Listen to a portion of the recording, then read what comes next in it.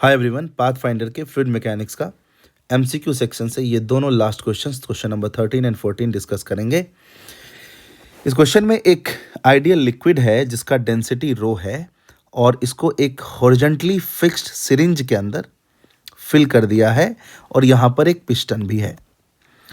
इस पिस्टन पे एक कांस्टेंट हॉरिजॉन्टल फोर्स F लग रहा है जिसके वजह से इस ओरिफिस से लिक्विड बाहर आएगा। ओरिफिस का एरिया नहीं दिया है, इस सिरिंज का एरिया दिया हुआ है क्रॉस सेक्शनल एरिया A और हमने मान लिया कि इसका एरिया है स्मॉल a और क्योंकि इसके एरिया के बारे में कुछ मेंशन नहीं है तो हमने एज्यूम कर लिया कि area of the orifice will be much smaller than area of the cross section of this syringe. हमसे पूछा यही गया है कि यहाँ पर जो लिक्विड निकल रहा है उसका वेलोसिटी क्या है और जो लिक्विड यहाँ पर स्ट्राइक कर रहा है उसका स्पीड क्या है, उसका वेलोसिटी क्या है।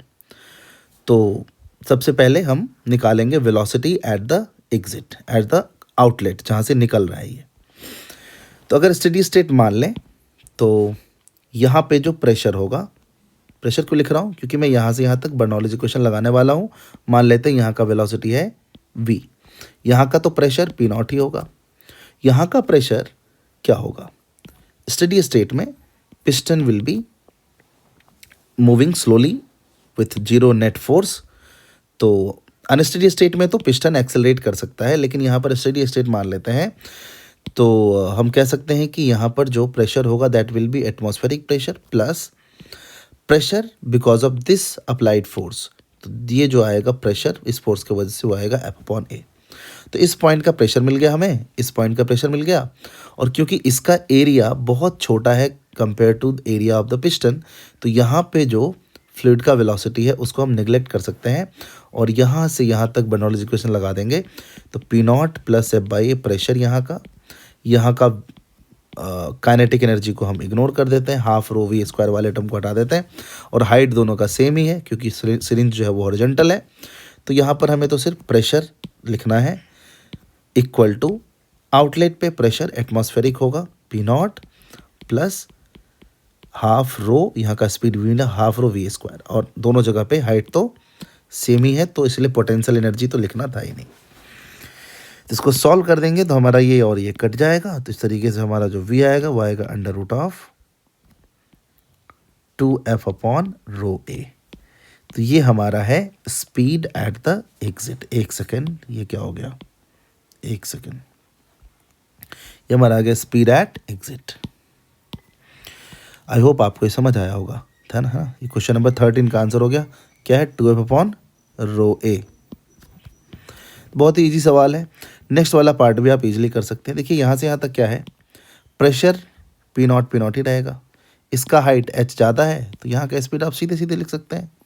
Speed at this point v dash will be √v² plus 2gh, है कि नहीं। इस तरीके से लिख सकते हैं ना। प्रेशर तो हर जगह एटमॉस्फेरिक ही है तो सिर्फ हाइट डिक्रीज हुआ है यानी पोटेंशियल एनर्जी घटा, काइनेटिक एनर्जी बढ़ा। तो आप इस तरीके से तो लिख ही सकते हैं। आप चाहें तो यहाँ से यहाँ तक फिर से लिख लो सब कुछ। मैं तो डायरेक्टली इसी को यूज़ करूँगा एंड आई होप आपको समझ आ ही गया होगा। तो v dash will be question number 14 के लिए √v² that is 2f/ρa plus 2gh। अब इसको रीअरेंज करके जैसे लिखना चाहें काम करते हैं। 2 ऊपर से कॉमन आ जाएगा तो 2 अगर कॉमन ले लेते हैं तो यहाँ बचेगा f plus ρgah divided by ρa। कौन सा ऑप्शन है भाई, ऑप्शन डी। तो इस तरीके से क्वेश्चन नंबर 13 एंड 14 भी हमारा सॉल्व हो गया है।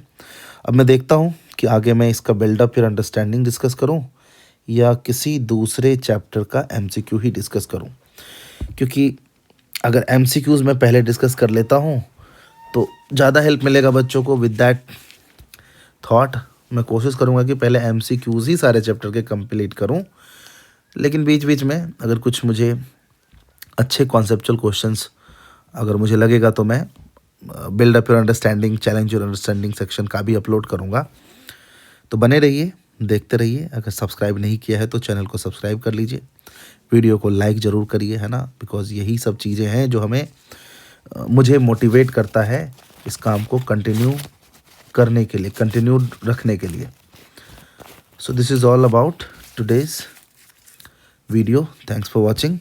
See you in the next video.